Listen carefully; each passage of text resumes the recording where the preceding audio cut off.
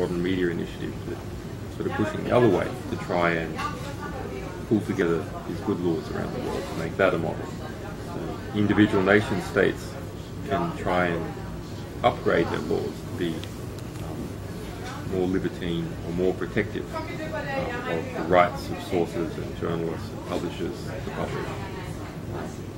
But the harmonization is inevitable. The harmonization, I think, is inevitable. All right.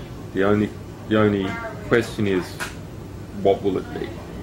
Because as long as we are not harmonized, there is an opportunity to sort of slip between the gaps, right? Between the laws and the structures. And WikiLeaks is using that for Sweden and Belgium. But you think that even China and the U.S., potential adversaries, will eventually sort of the political. They have already done some harm. Right. WTO. Some aspects of intellectual property or patent law. That's a type of harmonization that's occurring on what rights do people have to publish that information. Right. And strong economic incentives to do that, because whenever these laws are different, there's an arbitrage opportunity, and then one nation state will complain that another nation state is sort of exploiting the difference between these two. So they will harmonize. The only question is to what. Right. As long as they're not harmonized, of course, everyone working for these principles should use the fact that they are different and hope that they can be. They could harmonize to the best laws. Right.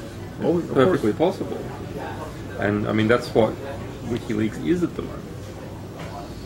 By placing servers in different countries, we are sort of, in terms of our publishing operations and our source protection operations, we are doing that harmonization ourselves internally, where we take the best laws of many countries and give them to every country. Right. So we are able to do that by having this multi-jurisdictional publishing network. But that can also be done in law. Countries can harmonize up instead of harmonizing down, and they can harmonize to the best freedoms and the strongest publishing protections. Exactly. They don't need to harmonize down to the worst. Yeah, right. But which way that goes will depend upon what people support, where the incentives are, and where the lobby pressures are. So it's very interesting at the moment, because this is up in the air. And the ball really is up in the air. It could go either way.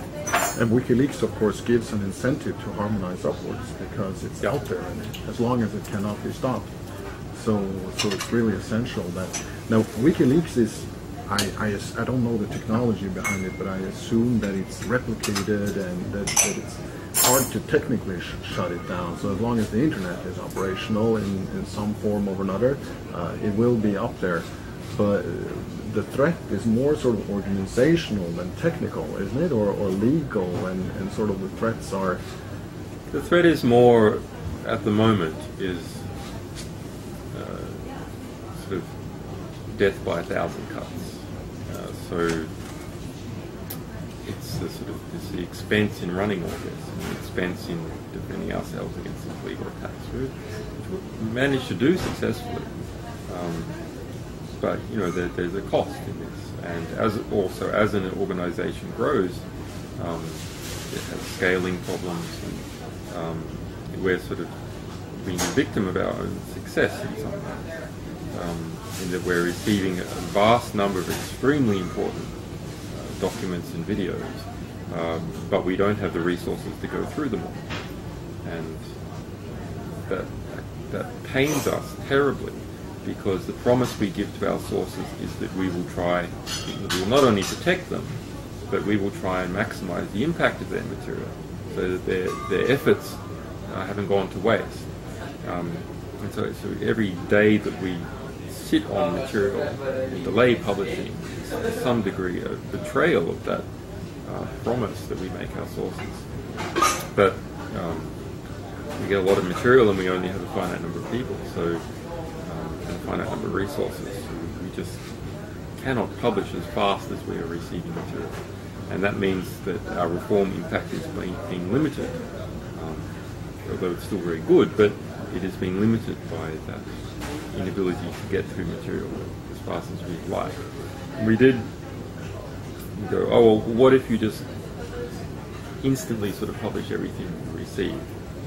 Become a sort of file site and you just publish material. So we did some early experiments on this line. The problem is that the bad drives out the good, and that if you permit false material or just junk, or people republishing something that has already been published before, hasn't been censored, it's just unpopular because people don't care about the issue. Right. If you put all this in the same bowl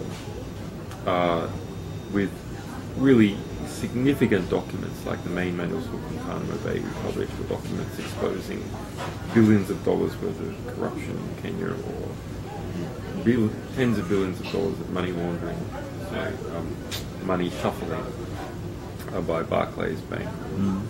If you put this sort of just random information in the same bowl, it means that the strong material has no impact. So really you do need people to actually go through this and say, yes, this is a genuine document, we've checked it out, and this is what it means, and it's important, and it hasn't been published before. That's how we're managing to have an important impact, is by giving some authority